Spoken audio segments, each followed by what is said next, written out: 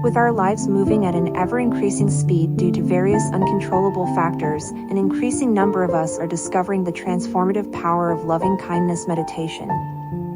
For a variety of reasons, including the need to cope with the extreme stress and instability of our era, preserve our individual and societal sanity, and regain our perspective and sense of purpose, we are heading toward meditative awareness.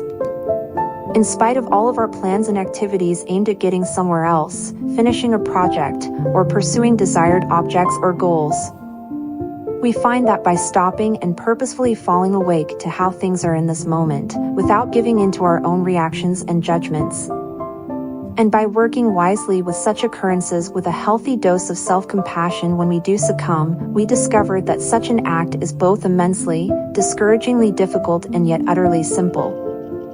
Profound, hugely possible after all, and restorative of mind and body, soul and spirit, on the spot. To simply sit and be silent for a while is, in fact, a radical act of love. Formal loving-kindness meditation can help to make profoundly distressing mental states more approachable and less unmanageable by softening our relationship with them so that we can resist giving into their powers. The intense meditation techniques of loving kindness, compassion, sympathetic joy, and serenity are primarily utilized to develop one-pointed focused attention, from which the powers of these invoked characteristics emerge, transfiguring the heart. It could be easier for us to identify these heart traits as they naturally emerge during mindfulness practice if we just name them and make their purpose in our practice clear. Additionally, to more often orient the heart and intellect in that direction, particularly through trying times. When intense emotions like furious anger arise, these practices, loving-kindness meditation in particular, can frequently act very practically as a necessary and skillful counterbalance. These emotions may be too strong to address directly unless one has a very developed practice. Formal loving-kindness meditation might help at these moments to soften one's attachment to such very distressing mental states so that we don't give in to their energies entirely. It lessens their obstinate nature and increases their approachability. However, with repeated practice, the act of direct observation alone may embrace any mental state, no matter how painful or poisonous, and can itself become the incarnation of compassion and loving-kindness. We may also look into the nature of the rage or sadness for whatever reason when we notice it and know it, when we are present in an open-hearted, non-reactive, and non-judgmental manner. And as we have witnessed, it attenuates, diminishes, and vanishes during the seeing, loving, and knowing phases, much as when you touch a soap bubble or write on water. In these instances, nothing less than loving kindness itself manifests itself as a result of prolonged quiet. It never needs an invitation since it is always there. 1. Taking a dignified sitting posture or lying down, whichever position you choose, focus your attention on your breath and your entire body. Here, take a deep breath and relax, creating a somewhat steady foundation of present moment awareness by riding the breath's waves. 2. When you are at ease relaxing with the flow of your breath, visualize someone in your life who loves you, or who has loved you without conditions. Call to mind and surrender to the qualities of the selfless kindness and love they bestow upon you, and the entire aura or field of their love for you right now, breathing with these feelings, bathing in them, resting in the warmth and radiance of their sincere embracing of you just as you are. Or drinking in the experience that you are totally and unconditionally loved and accepted just as you are, without needing to be different, without needing to be worthy of their love, without needing to be especially deserving. In fact, you might not feel especially worthy or deserved. That is irrelevant. It is, in reality, unimportant. The important thing to remember is that you were or are loved. They adore you just as you are. For who you are now, have always been, and maybe always will be. Allowing your heart to luxuriate in these sensations, to be cradled in them, to become entangled in them. to be shaken moment by the swinging rhythmic pounding of another's loving heart. Allowing your heart to be cradled and bathed in this way by the warmth of this dazzling throbbing field of loving kindness meditation in the cadences of your own breathing. 3. If you have trouble recalling or conjuring up such a person from memory right now, try imagining someone treating you in that manner. And envision with extraordinary vividness the sensations of love, compassion, and admiration. And that can also be useful in this situation. 4. When you're ready, see whether you can become both the cause and the object of these identical sensations. In other words, adopt these sentiments as if they were your own rather than those of another.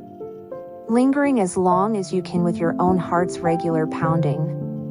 Carrying in your heart sentiments of love, acceptance, and kindness for oneself, free of any judgment. Just bathing in sentiments of loving kindness analogous to a mother's all-loving hug for her kid where you are both the mother and the child at the same time. Resting as much as you can in these sensations from moment to moment. Bathing in your own kind attention. Your total acceptance of who you are in this very instant, just as you are. Allowing this emotion to exist naturally and without being forced or compelled. Rest in loving kindness meditation 5.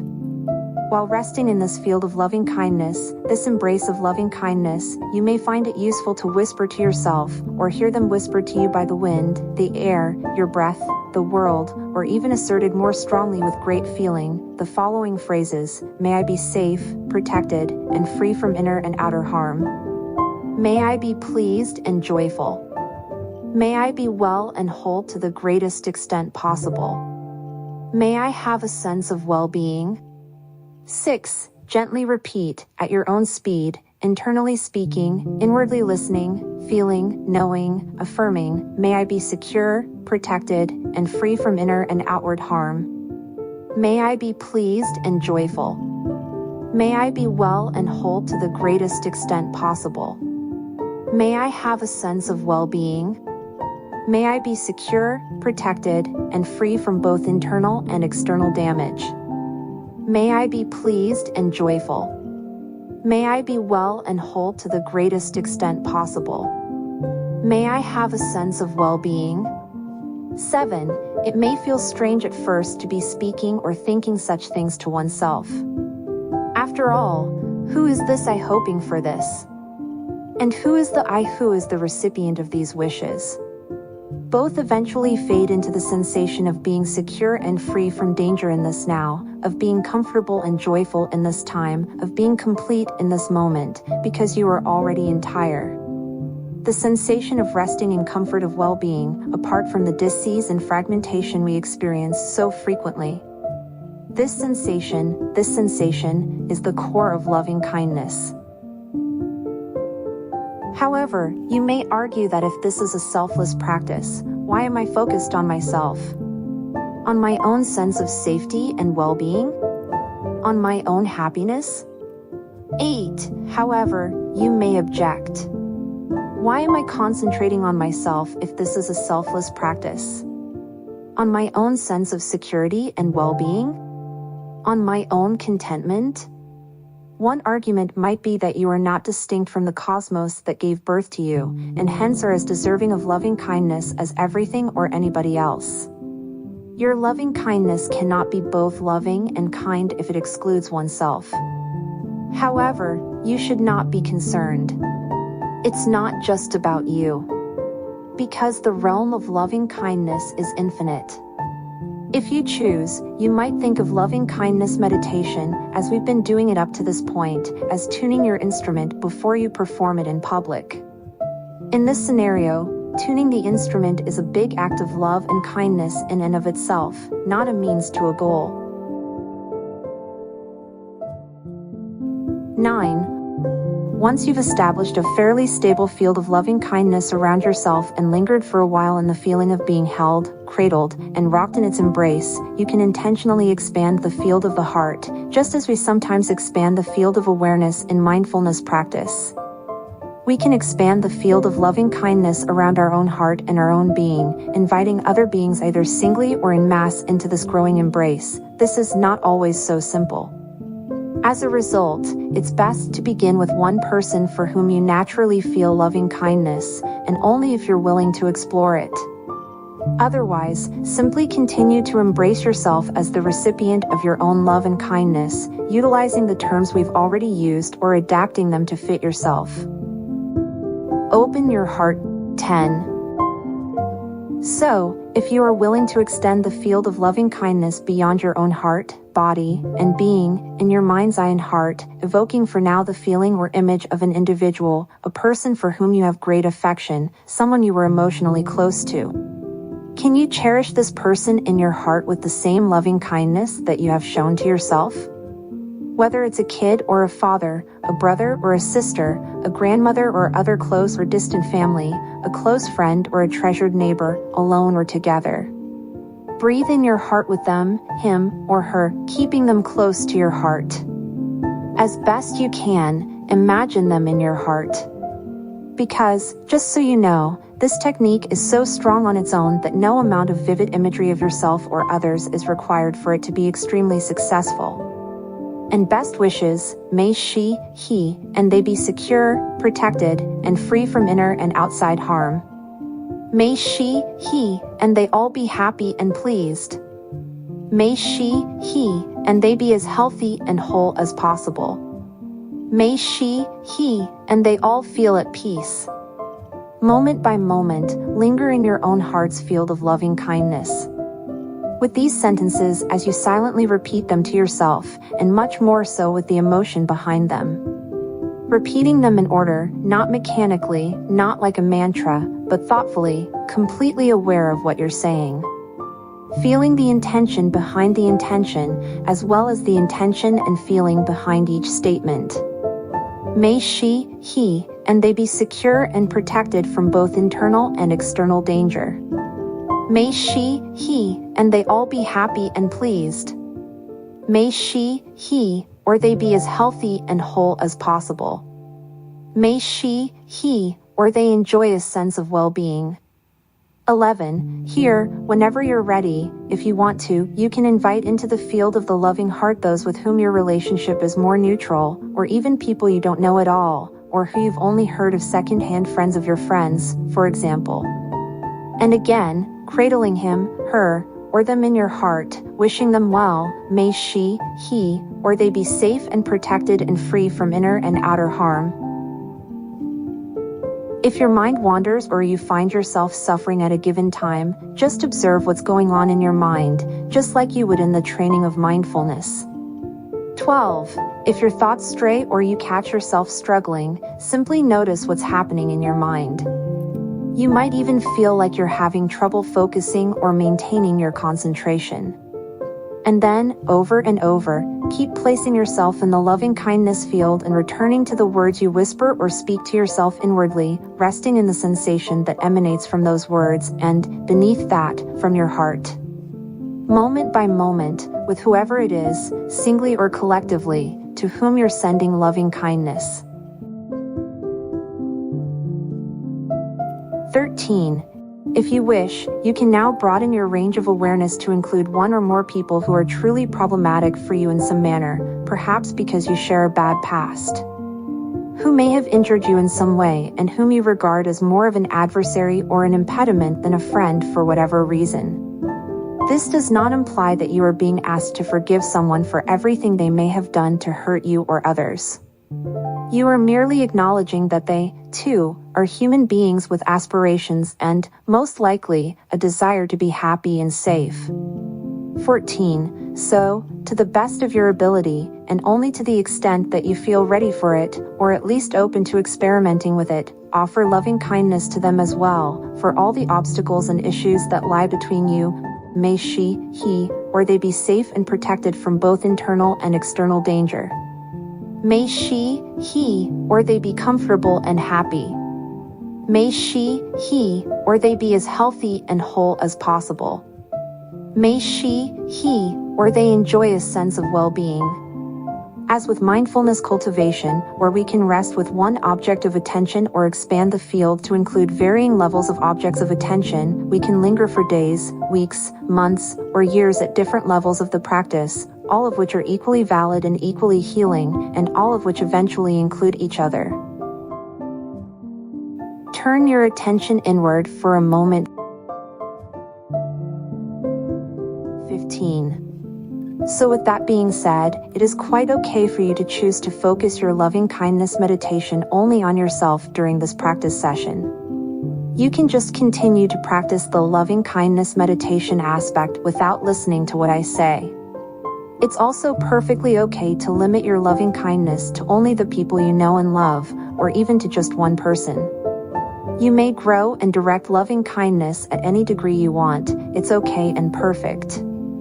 And in the end, though, embodies all the others. Because love is limitless and therefore actually an infinite supply, it's likely that you will find yourself drawn to welcome more and more beings into the field of loving kindness radiating from your own heart and your own being in all directions, both inwardly and outwardly, over time. This is because your own capacity for loving, whether you know it or not, is infinite. Alternately, you could discover that occasionally they suddenly appear out of nowhere. It's interesting to observe this. How come they are still coming up if you are not actively inviting them inside? Furthermore, how do they enter? Perhaps you underestimate how huge and intelligent your heart is. 16. If you choose, we can broaden the scope of loving kindness to encompass our neighbors, community, state, nation, and, if you prefer, the entire globe in the spirit of the limitless heart and love itself. All living things, including plants, animals, and sentient beings, as well as the entire biosphere, can be included, even your pets. You can also be quite precise and include in the field of your loving kindness certain individuals, especially political leaders. As difficult as it may be, if you find yourself severely judging people and even their basic humanity because you vehemently disagree with them, even more justification for their inclusion. They are human, thus they deserve compassion, and they might even soften in ways your imagination can't fathom in return. Maybe the same holds true for you as well. They are worthy of loving kindness because they are human, and they may respond by softening in ways your intellect cannot fathom. And possibly the same is true for you. You may also include individuals less fortunate than yourself who are exploited at work or at home in your area of loving kindness. Everyone who is imprisoned, whether rightfully or unjustly. Those who are at the mercy of their adversaries. Everyone who is hospitalized, ill, or dying. All those caught up in chaos, living in terror, and suffering in any manner, shape, or form. Whatever has brought them to this point in their life, they, like us, desire to experience ease of well-being rather than disease and fragmentation. They all want to be happy and pleased, to be complete and healthy, and to be safe and free from harm. So we acknowledge this method in which we are all connected in our desire to be happy and not suffer, and we wish them well. May all beings, both near and distant, be secure and protected, free from both inner and exterior harm. May all beings, near and distant, be pleased and joyful. May all beings, near and distant, be as healthy and whole as possible. May all beings, near and distant, have peace and happiness. May every being, near and distant, be secure, shielded, and unharmed by the outside world. May happiness and contentment envelop all beings, both close and distant. May every living thing, no matter how far away, be as healthy and whole as possible. And all creatures, both nearby and far, enjoy easeful well-being. 17. And it doesn't have to end there. Why not include the entire planet in the loving kindness field? Why not embrace the earth that we call home? That is an organism in its own right, a body that can be thrown off balance by her own actions, conscious and unconscious. in ways that pose huge threats to the life it nurtures and the intelligences embedded within all aspects of that life, animal, plant, and mineral that interact so seamlessly in the natural world. So we may broaden the scope of our loving kindness even further by expanding the field of the loving heart. Once again, to embrace the entire planet and beyond that, the entire cosmos in which our Earth is simply an atom and we are not even a quark. May our planet and the entire cosmos be secure and free of inner and outside damage. May our planet and the entire cosmos be pleased and joyful. May this planet and the universe be entire and healthy. May our planet and the entire universe feel happiness. May our planet and the entire cosmos be secure and free of inner and outside damage. May our planet and the entire cosmos be pleased and joyful. Make our world and the entire universe healthy and whole. May our planet and the entire universe feel happiness. 18. So, in the closing minutes of our time together, rest here in the brilliance and luminosity of your own inner beauty, love, and compassion. Whether you use words or not, at whatever level you choose or are pulled to intuitively. Near and far, radiating loving kindness within and outwardly. And, as this formal period of practicing together concludes with the sound of the bells, assert inside that this practice may be maintained on a regular basis if you feel drawn to keep it alive and robust. As can all of the other practices we've been doing together and confirming for yourself and others, if you want, the old Navajo saying, which I offer to you now, may you walk in beautiful. May you and all beings near and far walk in beauty.